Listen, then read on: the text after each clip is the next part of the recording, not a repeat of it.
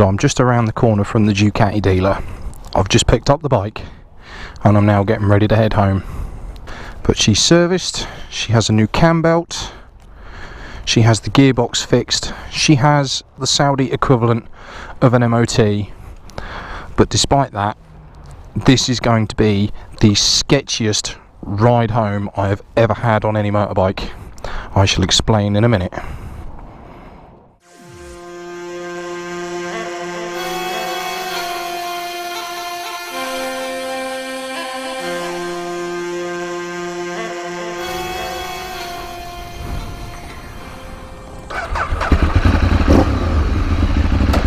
There we go.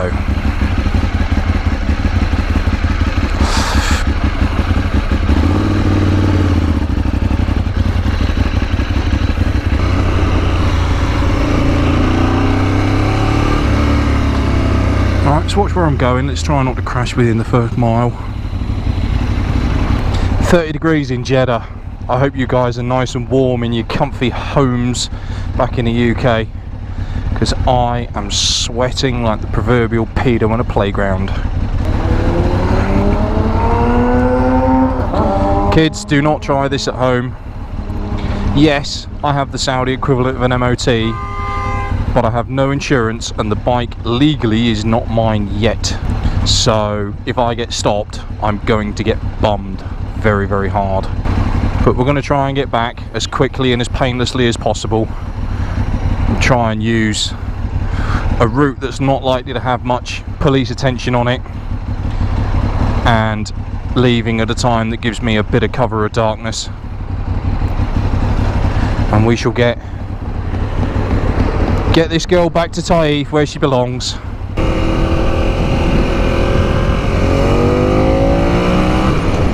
Bollocks. Fucking earplugs every fucking time.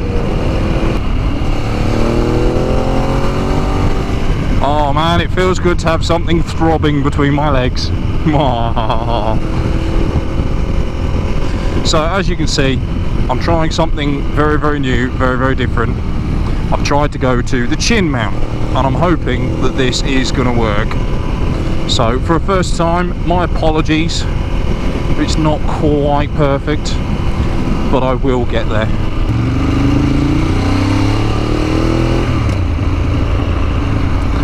First to second still doesn't feel a brilliant shift, but I'm going to put that down as a characteristic of the bike. Oh, it feels good to have my baby back. Baby back, baby back, baby, baby, baby back. But yes, I've already noticed the first problem with a chin mount is that I can't see over my right shoulder. Because of the way the camera's mounted on the chin, it hits my shoulder, or it hits the strap of the back, hits the strap of my backpack. I'm really sorry guys, this is not going to be the most interesting of scenery, but this is King Abdulaziz Road in Jeddah. And this is one of probably the main highway that goes north to south all the way down the western side of the city. What's been going on? So this is going to be the sketchiest ride back ever, as I said. The bike has the Saudi equivalent of an MOT, but it doesn't yet have insurance or the ownership documents in my name.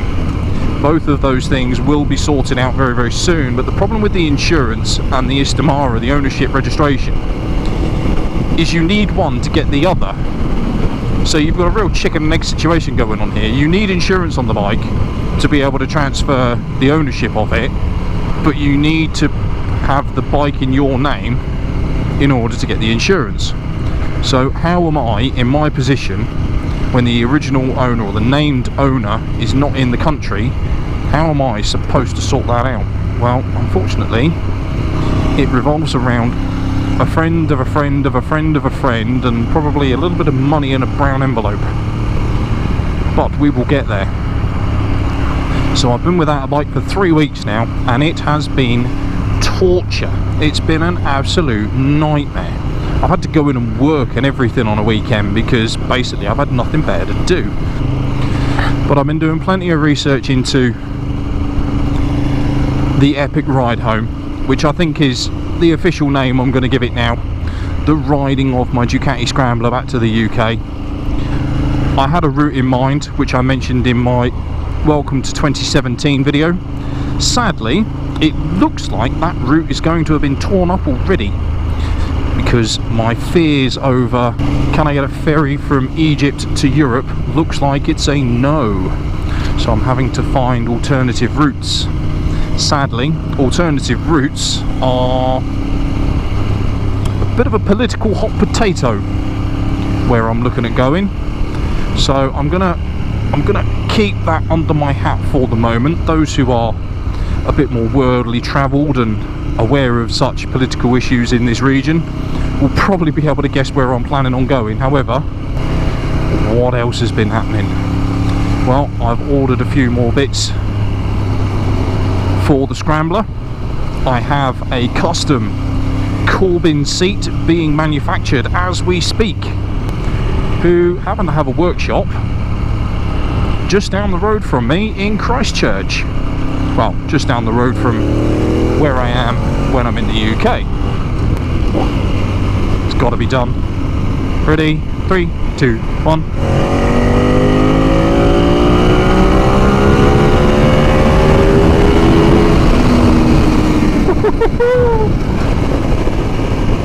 Got to be done. You imagine that with a full titanium Leo Vince system? Yes, please. That's something I've got to look forward to. That's all arrived and that's all there, ready and waiting for me to pick up. Gonna have a chat with Ducati whilst I'm back in the UK about what I need to do for the ECU and the remap. Optimistic I'll be able to sort that whilst I'm at home, which means I should have no running troubles whatsoever once I've got a fully Leo Vinced up titanium 848. In fact, tell you what, here's a question for everybody, those who are a little bit more in the know. Leo Vince, the exhaust manufacturer, is it Leo Vince or is it Leo Vinci? Bearing in mind it's Italian, therefore it's slightly flamboyant. I'm kind of assuming that me pronouncing it as Leo Vince, I've been pronouncing it wrong and it should actually be Vinci. Could somebody confirm? Thank you very much. What else has happened? Well, my 848 reveal video, I asked if there were any graphics designers out there who fancied doing me a logo, and a very polite chap called Matt Rowe from Matt Rowe Designs got in contact with me and he offered me his services, and we worked together for, you know, backwards and forwards for a couple of weeks. I did some sketches and we were going, like I say, we went backwards and forwards, tried a few things here, tried a few things there, little detail for this, little detail for that, and what I want my channel to represent and stand for, and kind of, you know, come up with a suitable logo that would represent me. I've got myself a logo, guys. It's been an absolute pleasure to deal with Matt Rowe Designs. I shall put his website on the screen here, and I shall put his website in the description for this video. But a very, very pleasant chap, very, very knowledgeable, knows what works, knows what doesn't, isn't afraid to give you his honest opinion. And do you know what? Actually, that was what I was after. I had a vague idea what I wanted to do, but I didn't know for definite what I wanted. Having an idea and being able to translate that into, you know, a logo, it's a real talent. And like I say, he's produced me several different variations of my logo in JPEG form for me to have a play around with, and he's provided it for me in several vector formats.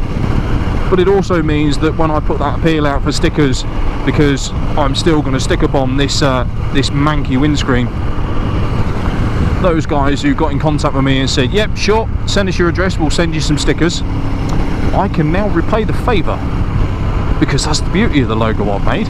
I can do it in a variety of colours.